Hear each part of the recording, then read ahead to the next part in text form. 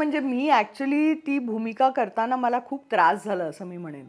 कारण भूमिका करताना आपल्याला त्या कन्व्हिन्स व्हायला लागतं.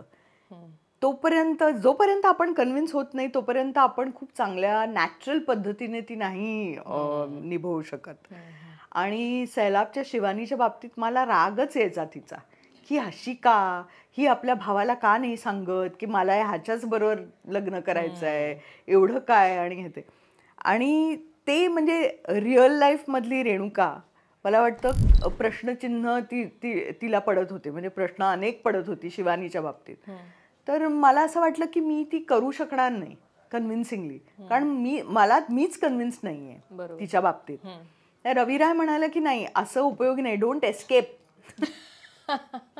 ते म्हणाले की नाही ही भूमिका मी तुझ्याचसाठी लिहिलेली आहे, तूच केली पाहिजेस म्हणून. बरं, मला त्यांच्याबद्दल आदर होता आणि एक कॉन्फिडन्स होता, म्हणून ती भूमिका करता करता पण मी सतत त्यांच्याबरोबर झगडत होते की असं का असं का असं का.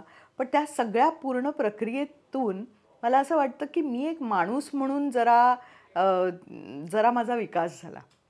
कारण माझा जो दृष्टिकोन होता नातेसंबंधांबद्दल, ब्लॅक अँड व्हाईट, तो बदलून गेला कम्प्लिटली. की नाही, काही गोष्टी असतात, काही क्लोजर्स फार गरजेचे असतात, ते जर मिळाले नसतील एका पर्टिक्युलर वेळेत तर मग अशा काही गोष्टी होऊ शकतात. त्याच्यामध्ये कोणी चांगलं आणि चूक, बरं वाईट असं नसतं. ते त्या गोष्टी होतात, अनावधानाने कधीतरी होतात आणि कधी कधी असं ठरवून होतात की बाबा आपल्याला ते सुख त्यावेळेला मिळालं नाही तर आता आपल्याला केलं पाहिजे. पण समाज मान्य तर ते डेफिनेटली नाही. आणि त्यामुळेच त्याचा अंत जो आहे तो समाज मान्यच होता, केला होता. की शेवटी आपण म्हणजे नवऱ्याबरोबरचं प्रेम जे हळूहळू डेव्हलप होतं, मग त्याच्यानंतर त्याचं अप्रिसिएशन आपलं वाढतं आणि मग नंतर तो सैलाबमध्ये तो अंत तसा दाखवलेला आहे दोन्हीकडे. पण ते क्लोजर फार महत्वाचं आहे. तर ती मी शिकले त्याच्यातून खरं तर, की नाही असं आपण कुठल्याही नात्याबाबतीत असं ब्लॅक अँड व्हाईटमध्ये आपण नाही बघू शकत. त्याच्यामध्ये खूप छटा आहेत ज्या आपण समजून घ्यायचा प्रयत्न केला पाहिजे. जज नाही केलं पाहिजे की हे चूक आहे, बरोबर आहे, अगदी बरोबर. कोरा कागज आशा पारेख यांनी डिरेक्ट केलं होतं. हो, आशा पारेख यांनी डिरेक्ट केलं होतं. काय अनुभव होते त्यावेळेचे कोरा कागज? आणि कोरा कागजचा विषय असा होता की बऱ्याचदा म्हणजे तसा तिला सोडून जातो नवरा पहिल्याच रात्री. हो. आणि मग तिच्या दिरासोबत हळूहळू हळूहळू डेव्हलप होणारे ते काय म्हणतात त्यांच्यातलं नातं, आणि ते तोही त्यावेळेचा एक वेगळा विषय की तसा बोल्डच म्हणावा लागेल त्या काळातला तो विषय. कारण म्हणजे आताही बघितलं तरी लोक असं बघतील म्हणजे त्याच्याकडे. सो ते कोरा कागजचे आणि त्यातले ते गाजलेल्या तुमच्या भूमिका आणि त्या मालिका, सो त्यावेळेचे काही अनुभव तुम्हाला आशा पारेख यांच्या? कोरा कागज करताना एकतर आशा पारेख बरोबर काम करायला मला खूप मजा आली. त्या खूप चांगल्या दिग्दर्शिका आहेत आणि त्या खूप शिस्तप्रिय आहेत आणि त्यांचं विजन अगदी क्लिअर असतं. त्यामुळे त्यांना जे काही हवं आहे ते त्याची क्लॅरिटी इतकी आहे त्यांच्यामध्ये की त्या पोचवू शकतात आणि आपण ते अगदी लीलया करू शकतो काम. बरं, त्या इतक्या टॉपच्या स्टार, पण त्या आम्हाला इतकं जपायच्या आणि इतकं की हिला काही कमी पडू द्यायचं नाही.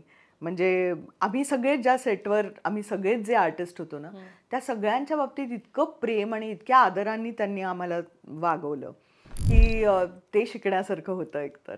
आणि कोरा कागज हा विषय पण म्हणजे त्याच्यामध्ये मला खूप चांगले मित्रमैत्रिणी मिळाले. अमित बहल म्हणा, म्हणजे जो माझा नवरा होता, जो पहिल्याच रात्री गेला असं दाखवलंय, पण तो माणूस म्हणून खूप चांगला आहे. त्याला खूप कर्ज करायचे लोक, माहिती ना, की अरे इतनी अच्छी पत्नी को छोड़ दिया वगैरे. मग त्याची जी गर्लफ्रेंड म्हणून शालिनीचं पात्र करणारी गृषा कपूर, ती पण माझी इतकी चांगली मैत्रीण आहे आजपर्यंत. सलील अंकोला, सगळ्यांबरोबर काम करायला इतकी मजा आली. आणि एक तो आनंद की आय थिंक ती लास्ट एक अशी मालिका होती जी वीकली होती, साप्ताहिक मालिका होती. त्याच्यानंतर सगळं डेली सोप्स सुरू झाले. तोपर्यंत मला वाटतं बऱ्याचशा मालिका तशाच हो. असायच्या. त्यामुळे सास आणि कोरा कागज ह्या दोन अत्यंत लोकप्रिय मालिका स्टार हो, प्लसवरच्या. हो, पण त्याच्यानंतर मग ते डेलीस क्योंकि सास भी कभी बहू थी आणि कहाणी घर घर के आलं आणि मग ते पूर्ण टेलिव्हिजनचं स्वरूपच बदलून गेलं. बरोबर, चेंज झालं पूर्ण. या.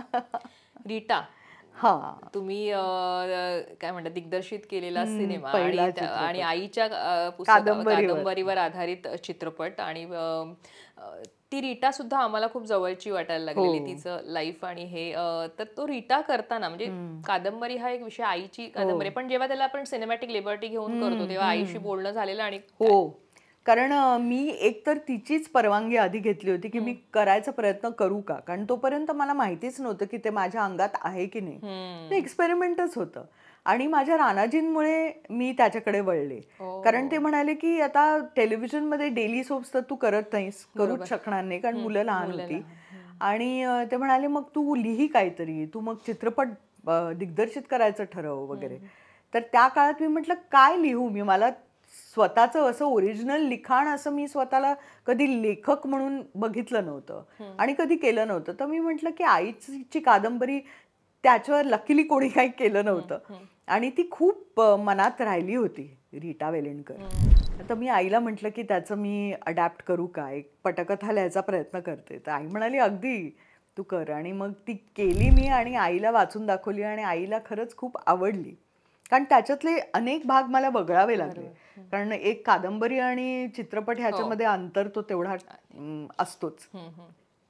आणि सगळ्याच गोष्टी मग जमून आल्या आणि मग ते चित्रपट अगदी स्मूथली झालं आणि तो अनुभव इतका म्हणजे फारच आनंद देणारा आणि खूप चॅलेंजिंग, पण त्या चॅलेंजचं पण आव्हान खूप मला आवडलं.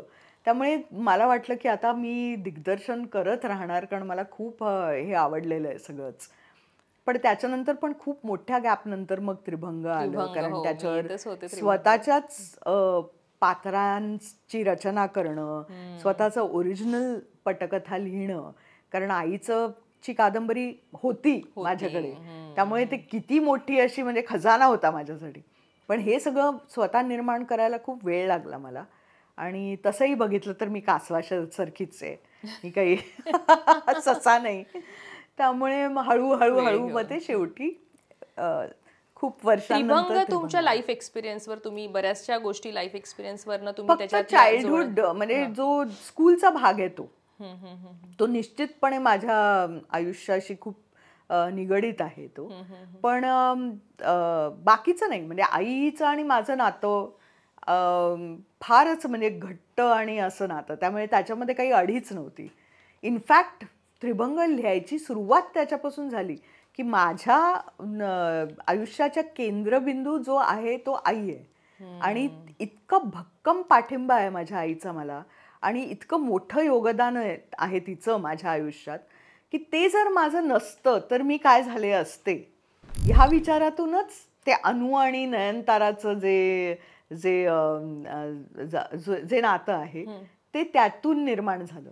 आणि मग मला वाटलं की नाही, तो जो ट्रॉमा आहे तो वेगवेगळ्या पद्धतीने वेगवेगळ्या पिढीत येतो. त्यामुळे मग माशाचं कॅरेक्टर आणि मग ते तिसऱ्या पिढीवर काय त्याचा परिणाम झाला हे मग मी त्याच्यामध्ये आणलं. त्यामुळे खरं म्हणजे ते एक वेगळ्या पद्धतीचा रिस्पॉन्स होता माझ्या स्वतःच्या आयुष्यात. पण येस, जे बालपणाचे जे सिक्वेन्सेस आहेत ते डेफिनेटली माझ्या आयुष्याशी संबंध आहेच त्यांचा, माझा स्वानुभव आहे. जॅकी श्रॉफ रीटामध्ये होते. येस, कसं आहे जॅकी श्रॉफ म्हणजे मस्त, म्हणजे एक दिलखुलास माणूस, दिलखुलास व्यक्तिमत्व आणि सच्चा खूप चांगला माणूस, ज्याचा आत्मा चांगला आहे असा माणूस. म्हणजे तो इतका इतरांबद्दल विचार करणारा, समाजभान असणारा माणूस आहे आणि सगळ्यांना इतकी चांगली वागणूक देणारा माणूस आहे. सेटवर कुठेही मी मोठा स्टार आहे हे जाणीव अजिबात कोणाला न देणारा माणूस आहे. आणि मी पहिलं दिग्दर्शन होतं माझं, त्यामुळे तुला कळू शकेल की किती प्रेशर्स असतात. पण अशा एवढ्या मोठ्या स्टारनी जर इतकं आपल्याला प्रोत्साहन दिलं आणि पाठिंबा दिला तर मग ती खूप यात्रा सुखकर होते आणि तसंच झालं. आणि जॅकी दादा म्हणजे कमालीचा माणूस आहे तो आणि मस्त अभिनेता आहे. म्हणजे तो इतका नॅचरल आहे ना कॅमेऱ्यासमोर आणि इतक्या बारीक अशा सूक्ष्म अशा गोष्टी तो अभिनीत करतो की ती मजा येते त्यांच्याबरोबर काम करायला. आणि ते सुख मला मिळालं. जॅकी दादा मस्त माणूस, अक्षरशः मस्त माणूस.